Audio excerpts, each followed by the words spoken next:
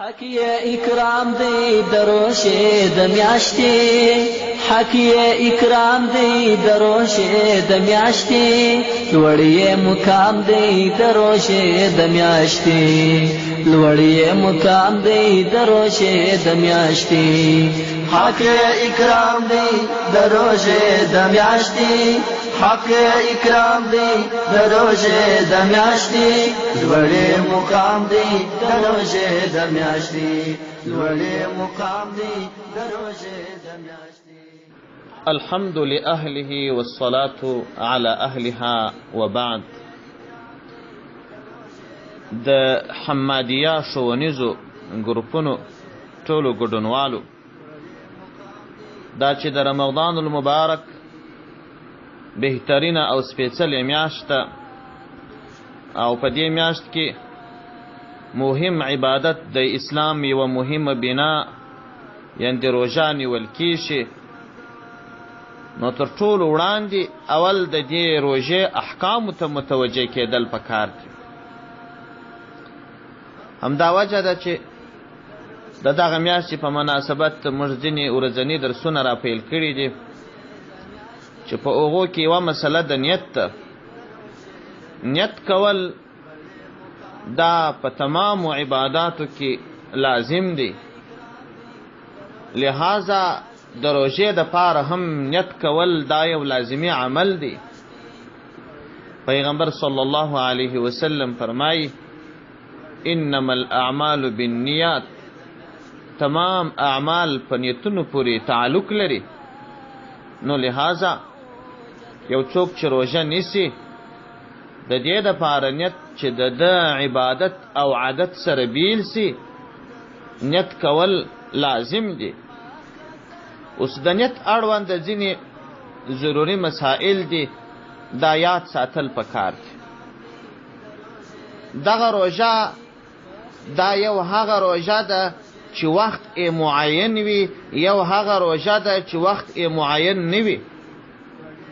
هغه روژه چې وخت یې معین وي هغه لکه د رمضان المبارک میاشت د روژې د میاشتې د اولې څخه سره تر دېرشمې دا ټولې ورځې د الله د لورې څخه ټاکل سوي دي چې په دغه وختو کې د سپېدو څخه تر لمر لوېدو پورې روژه نیول لازمه ده. او یا داسې وي چې تا پر ځان باندې یو معینه روژه یا معینې روژې نظر کړي وي. مثلا تا ویلي چې د برات د میاشتې د اولې څخه تر لسمې پورې دې پر تا روژې نظر وي، دا نظر معین بولي. دا نظر معین چې تا یې وخت ټاکلی په نظر باندې یا فرضي روژې چې الله یې وخت ټاکلی دی، د دغه دوو قسمو روژو دپاره فقط دومره قدر کفایت کی چې سبا روژه نیسمه.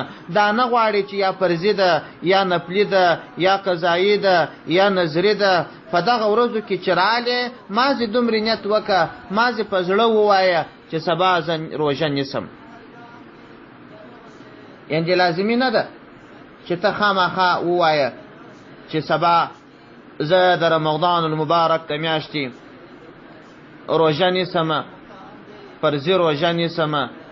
دا نه غواړي، فقط چې په زړه کې دې راوګرځول چې سبا روژه نیسم، دا کفایت کوي. دغه مسله را نقل کړې ده فتاوای هندیه جلد اول صفحه 195. او همدا ډول دغه د نیت وخت نو کم دی. د نیت وخت د ماښام تر لمر لوېدو وروسته د سبا د ورځې د روژې د نیت وخت شروع سي.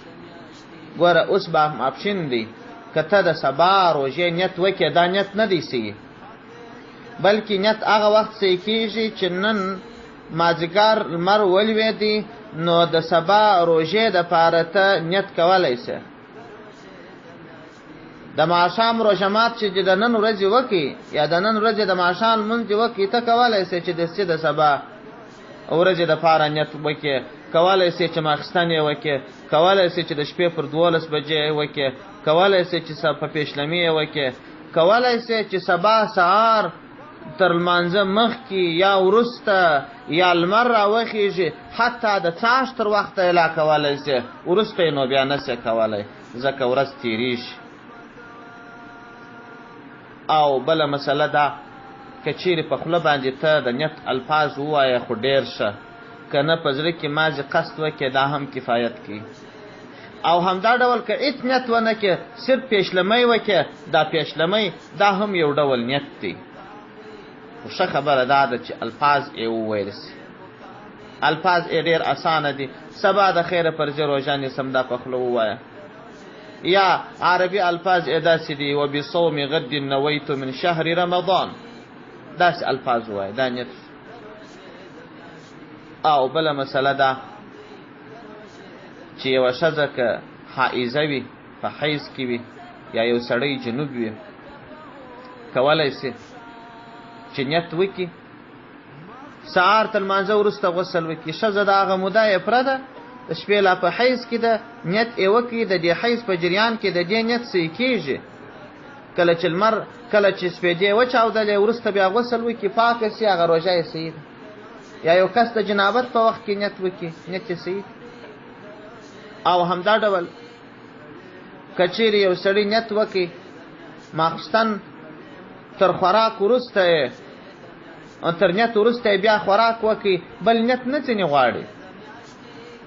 البته دا یوه خبره شته چې یو څوک سرې ماښام نیت وکړي، تر پیشلمي پورې پر هغه نیت باندې پاته کېدل لازمي دي. او که چیرې د شپې په منځ کې بیرته قصد واړوي، نیت یې واړوي چې سبا روژه نه نیسمه، بل نیت بیا ځینې غواړي. که د سپېدو وروسته نیت واوړي نو هغه اعتبار نه لري، ځکه روژه را شروع سوې ده. او هغه ځای چې مو دا خبره وکړله چې یو هغه روژې دي چې ټاکلی وخت نه لري، د هغه بیا تعین په کار دی. که سړی نفلي روژه نیسي، یا قضایي روژه نیسي، یا نظر غیر معین نیسي، هلته به بیا تعین کړي چې پلانکۍ روژه نیسم او سبا یې نیسم. او بله مسله دا چې د هرې روژې دپاره جلا نیت کول دا لازمي دي. که چیرې سړی د ټولو روژو دپاره یو نیت وکړي، دا کفایت نه کوي. دغه او دې ته اړونده مسایل ټولې جزیه په جزیه فتاوای هندیه جل اول صفحه 195 څخه شروع را نقل کړي دي. والسلام علیکم ورحمة الله وبركاته. لوړې مقام دی د روژې د میاشتې، حق اکرام دی د روژې د میاشتې، حق اکرام دی د روژې د میاشتې، لوړې مقام دی د روژې د میاشتې، لوړې مقام دی د روژې د میاشتې.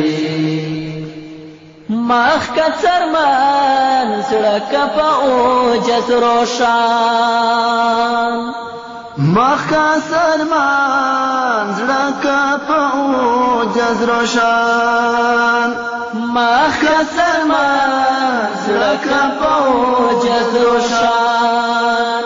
پش انعام دی د روژې د میاشتې، پش انعام دی د روژې د میاشتې، لوړې مقام دی د روژې د میاشتې، لوړې مقام دی د روژې د میاشتې، حق اکرام دی د روژې د میاشتې، حق اکرام دی د روژې د میاشتې، لوړې مقام دی د روژې د میاشتې، لوړې مقام دی د روژې د میاشتې.